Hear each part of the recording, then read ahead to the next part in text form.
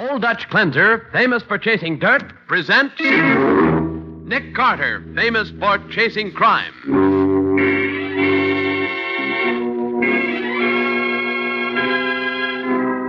Every week at this time, two great names are joined as Old Dutch Cleanser brings you one of the most resourceful and daring characters in all detective fiction, Nick Carter, Master Detective.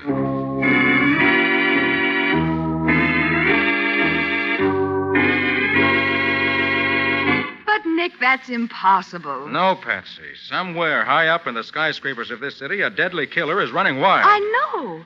But how on earth are you going to track him down, Nick? It's like looking for someone in a jungle of stone and glass. Well, at least I know whom he's picked out for his next victim. Who?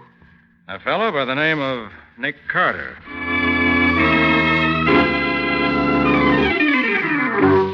Now, the case of the careless employees. Today's exciting Nick Carter adventure brought to you by Old Dutch Cleanser. Our story begins in the superintendent's office of the Park Window Cleaning Company, a large firm handling skyscraper contracts only. Bill Stevens, one of the company's window washers, is talking to the superintendent, Frank Marston. I just dropped in to give you my notice, Marston. I'm quitting this coming Saturday. What? You heard me. I'm handing in my equipment Saturday. Wait a minute, Bill. Take it easy. It's more money you want. You couldn't pay me enough to keep me washing windows for the Park Company, Marston. But, Bill, you've been with the company a long time. Yeah, and I want to live a long time. I don't like all these accidents that are happening to pals of mine. Look at Ed Kelly. He fell 40 stories to the street 2 weeks ago. And then last week, Joe Drummond took a nosedive from the Embassy Hotel towers. And then only yesterday, Tim Bolin hit the bricks. Dropped 20 stories from the Exchange building. And each of them so badly smashed you could hardly identify them. Well, sure, I know, but we're bound to have a run of bad luck now and then, Bill. Those fellas probably got a little careless. Nuts. They were old-timers, and you know it. They knew where to put their safety belts and how to handle themselves in a high wind. The truth is, this here company is jinxed. And what do you mean by that? You're the superintendent. You tell me. Oh, just because you've had a few accidents. Marston, we've had 3 accidents in 2 weeks, and that's too many. I'm getting the jitters myself. The next thing you know, bingo, they'll pick me up off the street with a blotter. Bill, if I were you, I'd think it over. Think it over nothing. My mind is made up, Marston. I'm going to get myself a nice, safe job on the ground.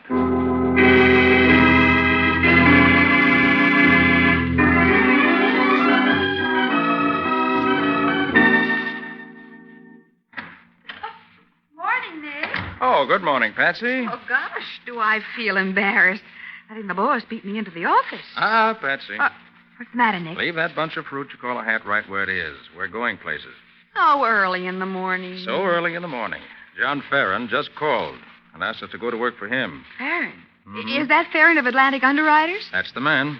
And I might remind you, his company pays us a handsome annual retainer for services rendered. In other words, you've got yourself a case. I have. Well, what's it all about? Well, Atlantic issues a special high-premium policy to window cleaners. And 3 of these insured window cleaners have fallen from skyscrapers in the last 2 weeks. Well, what does that have to do with you? In the first place, statistics show that no window cleaner has died by accidental fall in the past 2 years. Now, for no apparent reason, 3 of the poor devils plunged to their deaths in 2 weeks. It could be coincidence, Nick. Yes, it could, but I doubt that it is. Listen to this. There are only 2 big contract window cleaning companies in town. The Park Outfit and the Community Window Cleaning Corporation. Uh-huh. Between them, they handle millions of dollars worth of skyscraper business annually. And they're bitter rivals. Well, who had the accidents, Park or Community? Or both? All the accidents have happened to Park, none to Community. I see. Of course, that could be coincidence, too. No, I'm afraid this case has too many coincidences.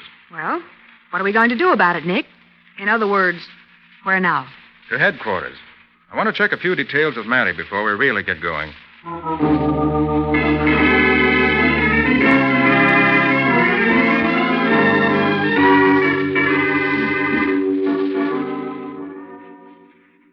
So you you're sure these window cleaners fell by accident, huh, Matty? I can be absolutely sure of nothing, Nick.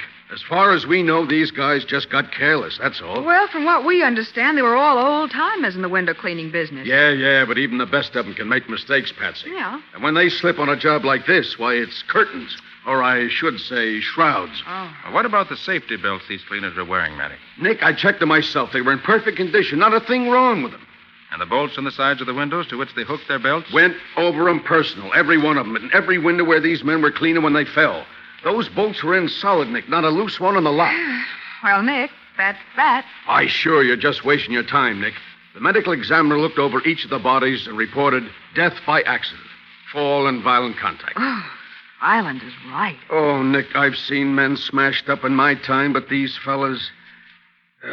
we could barely identify them. Well, nevertheless, I still can't get over the fact that these accidents happened so close together and only to the men in the park company. Well, Nick, look, these window cleaners stepped out on a windowsill and slipped. Or they were blown off these skyscrapers by a high wind before they got their belts hooked. Oh, I don't know. But we're booking them as accidents, and that is that as far as we're concerned. All right, Matty, you may be right. But until I've exhausted every possibility, I'm not going to be satisfied. Come on, Patsy. Where are we going this time? Uptown. I want to talk to the superintendent of the park company.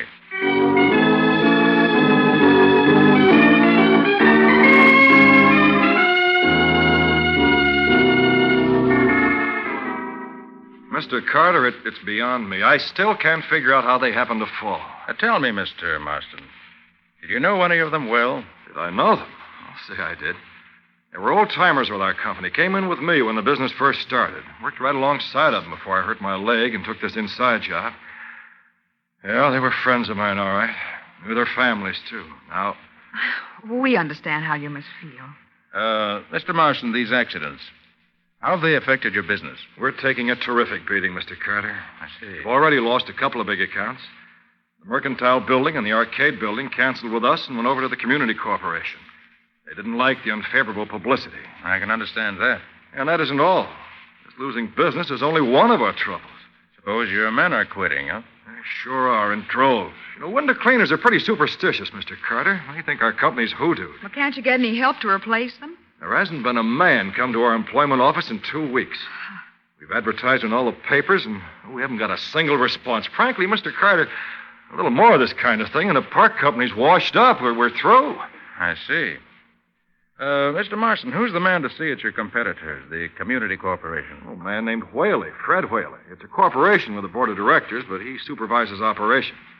Why? What's he got to do with all this? Oh, I just want to get his point of view, that's all. Come on, Patsy. Let's go see Whaley.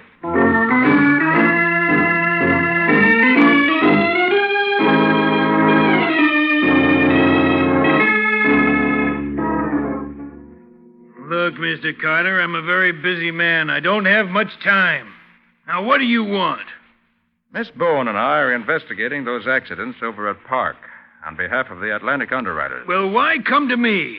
Nothing's happened to our window cleaners. Why don't you talk to the park people instead of coming here to waste my time? Look here, Whaley. You don't have to tell us anything if you don't want to. But at least you can be civil. Okay. Well, what do you want? We don't quite understand why all the accidents seem to be happening to the park company alone. Meaning what, Carter? Meaning anything you like. Or nothing. Look here, Carter. Are you implying we're responsible? I'm not making any accusations, Whaley. We just thought you might have an idea. I haven't.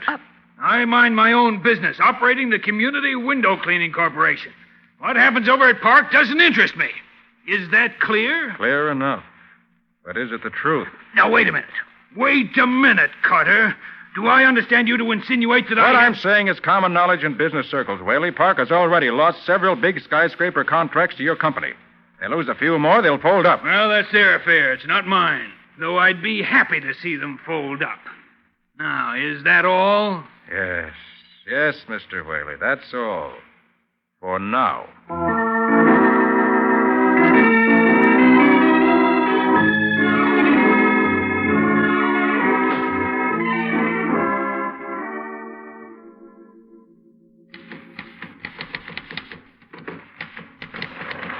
Hiya, beautiful.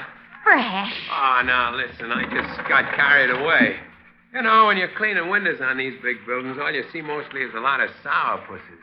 But you, boy, you're the best-looking babe I've seen in any of these offices. Oh, you really think so? Honest, no kidding. Well, you're not so bad yourself. Thanks, baby. What's your name? Mabel Lanigan. My name is Bill Meadow. Pleased to meet you. Must be, pretty dull working in an office like this all day, punching a typewriter. Oh, say, sometimes I could scream. But take your job. Gee, that must take an awful lot of nerve. Yeah, gotta watch yourself. Ain't you scared you'll fall someday? Well, I never was before, but lately I've started to smarten up. In fact, I'm quitting the job tonight, and I'm going to celebrate. Hey, that gives me an idea. What? How about you celebrating with me? Oh, I couldn't do that. I hardly know you. Oh, come on, Mabel. I'm a nice guy when you get to know me. We'll go to the Blue Grotto. You know, dinner, dance. What do you say, Mabel? Huh? Well, I tell you what, if it'll make you feel any better, we'll make it a foursome. Foursome? Sure, I've got a friend. You get a friend. Well, I got a friend who works on the floor below, on the 32nd floor. Her name's Alice Hayes. I might call her up. I tell you what, if it's okay with her, me and my friend will meet the two of you at the entrance of this building tonight at 6 sharp. Okay? All right. Swell. Call your friend right now. I'll be washing the next window over, Mabel. And when you get through phoning, you stick your head out of the window and let me know how you make out, huh? So long, beautiful.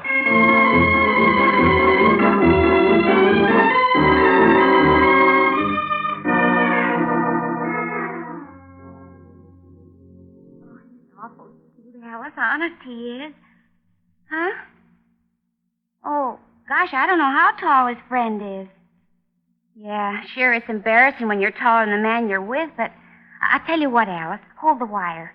Bill's washing the window in the next office. I'll ask him how tall his friend is. Hold on.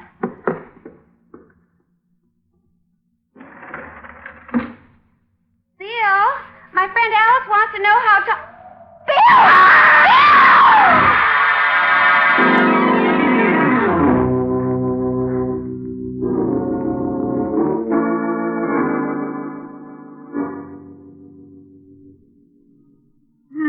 That Mr. Whaley is a nice, chatty man, Nick. Just a sweet, lovable guy if I ever saw one. Yeah. Certainly didn't get much out of him. If you ask me, we're on a wild goose chase. We've been running around in circles. Hey, what's the matter? Nick, that ambulance just stopped where the crowd is. Must be an accident. Yes. Let's have a look. Right. Hey, what happened, Bud? What happened? It's another window cleaner. Window cleaner? Yeah, poor guy smashed right through the awning, right on the sidewalk. Must have dropped on the 40th floor. Oh, Nick, it's another one of those accidents. Oh, I see. Come on, Patsy. Oh, but Nick, the body's over there. I'm not interested in the body. I want to find out what office that poor devil dropped from.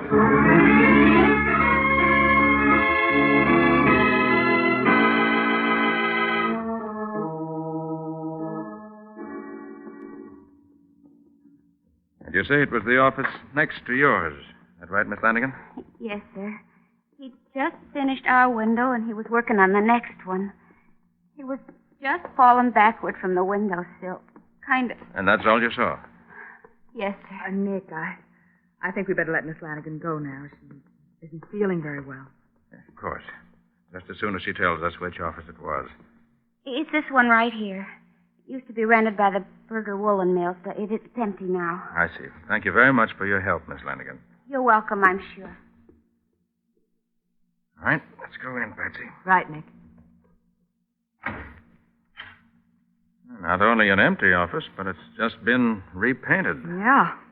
Floor's still a little sticky from a fresh coat of varnish. Patsy, look. Look at what? The floor. Huh? A very faint imprints of someone's feet in the varnish. Nick, you're right. Wait. See those little round spots beside the footprints? Yes? Those are undoubtedly made by the rubber tip on a cane. So the man who came into this office was lame, huh? Does that suggest something to you, Nick? Hey, wait a minute. Hey, look. A number of prints at the window, too.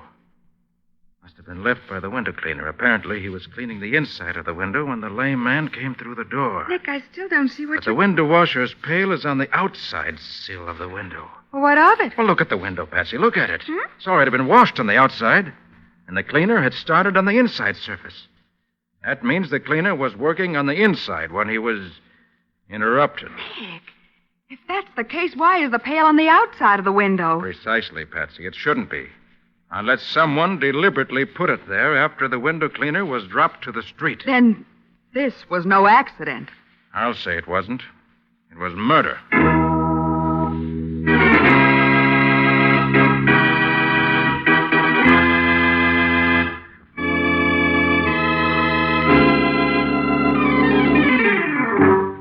Now, back to the case of the careless employees. Today's Nick Carter adventure brought to you by Old Dutch Cleanser.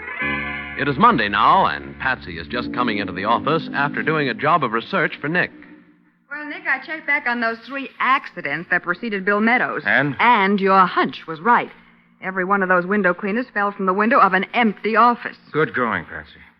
This proves that the murderer was someone who knew the schedules of the park company crew. And knew them to a dotted I and a crossed T. Huh.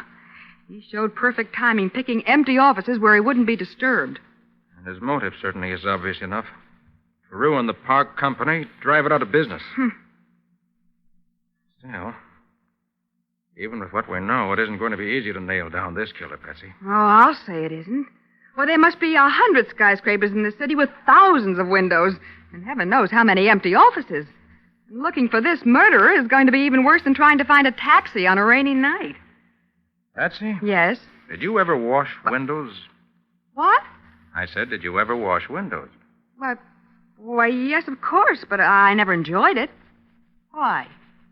I've decided to get a window cleaning job with the park company. Oh, Nick, for the love of Pete, have you gone mad? No, Patsy. I've got a hunch that if I set myself up as sucker bait, the killer may look me up. Well, how'll he know where you are or what you're doing? Oh, I'll make sure the word gets around. Oh, Nick, you can't do it.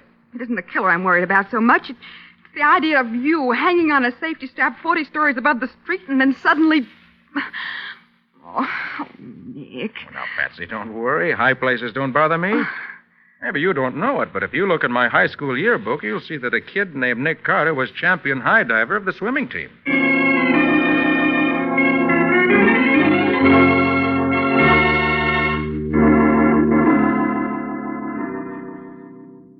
You say my men were murdered, Carter? They didn't fall just by accident? That's right, Marston. Well, what makes you think that?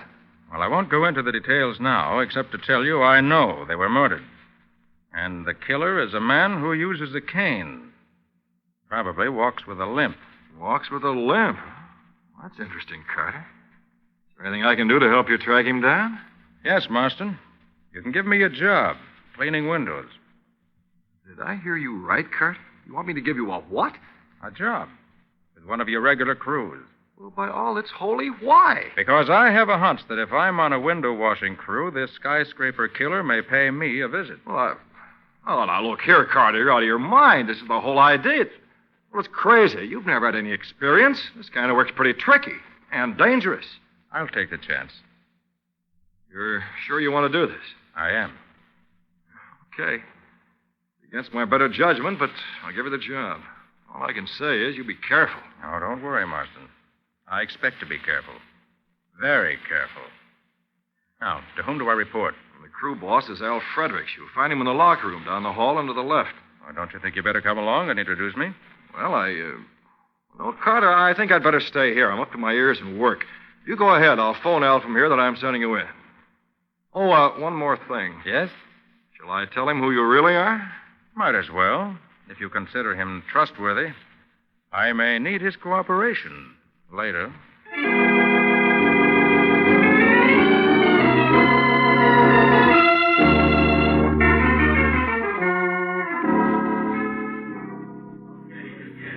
You Al Fredericks? Yeah, that's right. Mr. Marston told me to report to you for work. My name is Carter, Nick Carter. Yeah, so Marston told me over the phone just now, but I don't like it. It's pretty dangerous work, especially for a green hand. Oh, I know what I'm up against. Okay, I'll put you on the first thing in the morning. I don't know exactly what you're up to, Carter, but let me tip you off to one thing. Yes? Be careful.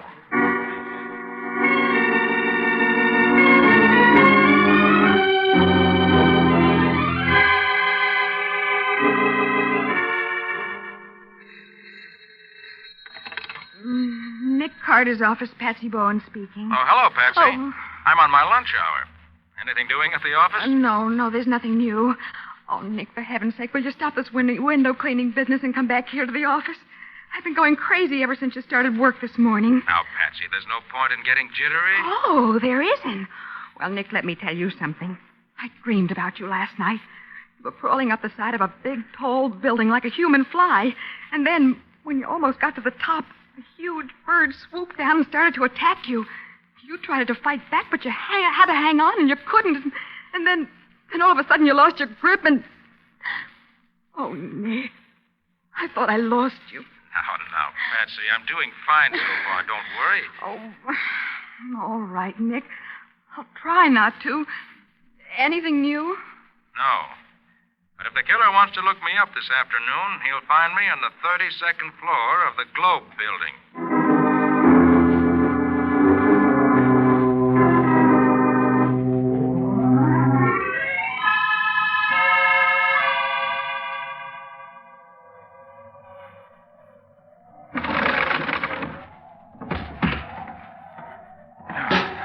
Good to get inside for a minute. Cold out there. I hope he shows up pretty soon. Getting sick of this job.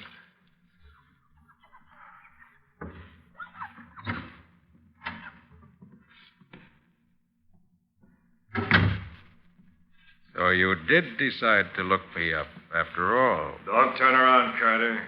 Keep facing that window. And get your hands up. You don't want a bullet in your back.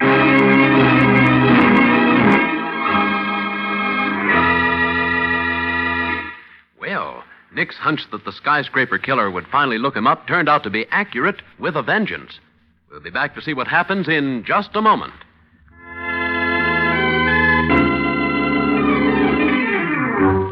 And now for the conclusion of the case of the careless employees, today's Nick Carter adventure, brought to you by Old Dutch Cleanser.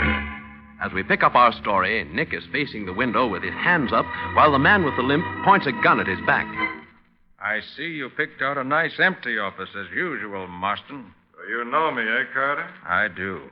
Not that it matters much now. How did you know? When I first met you, you mentioned the fact that you had a bad leg. Yeah, so I did. It was stupid of me, wasn't it? Very. Then later, when you refused to get up from your desk and walk with me to the locker room, I was pretty sure. Why didn't you do something about it then? Because courts require airtight evidence before they send a man to the chair, Marston. I wanted you to tip your own hand, the way you're doing now. I figured you'd get worried and come after me. Yeah, you're a smart detective, Carter. But this time you've outsmarted yourself. Have I? You sure have. 32 stories to the street, Carter. You've got a one-way ticket. Down. I suppose the community corporation's paying you off to ruin your own company. Oh, no. Not the corporation. Just my friend Whaley. You see, Whaley gets a big bonus if community does a big business. I get a dividend. $25,000 for turning over to him $1 million worth of park business. I see. Now, Mr. Carter, I'm going to treat you just as I did the other. No favoritism. I'm going to tap you on the back of the head with the butt of this gun, knock you out, then I'm going to drop you out of the window. Of course, they'll never notice a little bump on your head after you hit the street. They'll call it an accident. Just an accident. Hey! Don't like water on your face, do you? Too bad you missed, Marston. You won't get another chance. Oh! Well, Mr. Marston, looks as if you're the one who suffered a little accident, not me. An accident that should please my friend Matty very much indeed.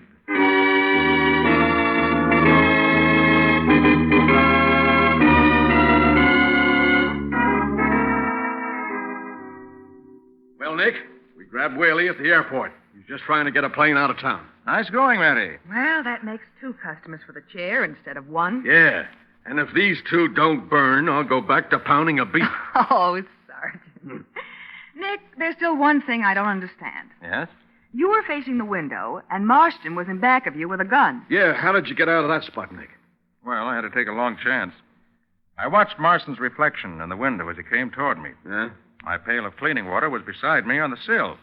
When he raised his gun to crack me over the head, I flipped the pail of water right over my shoulder and into his face. And that blinded him just long enough so you could knock him out.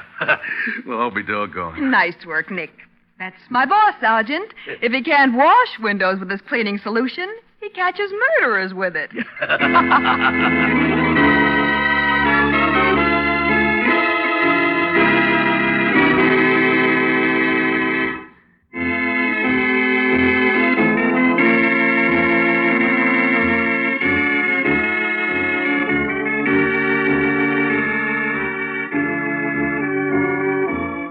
Nick Carter, Master Detective, produced and directed by Jock McGregor, is copyrighted by Street and Smith Publications, Incorporated.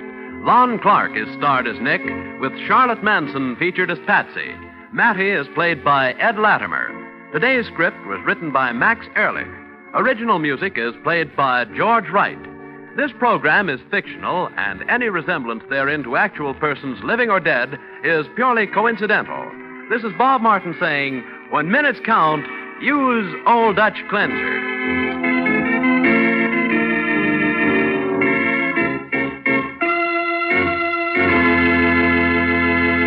This is the Mutual Broadcasting System.